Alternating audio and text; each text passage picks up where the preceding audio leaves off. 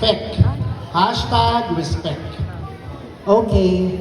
This is the power of the competition when the beauty and brain will combine as one.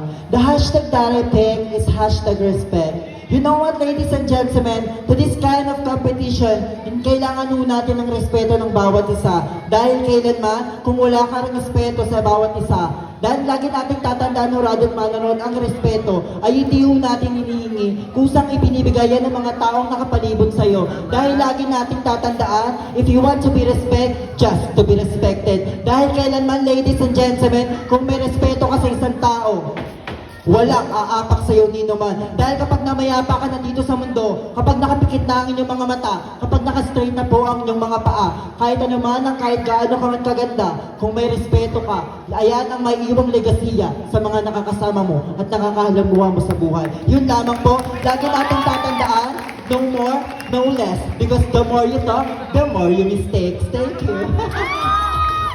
Thank you so much, candidate number 6.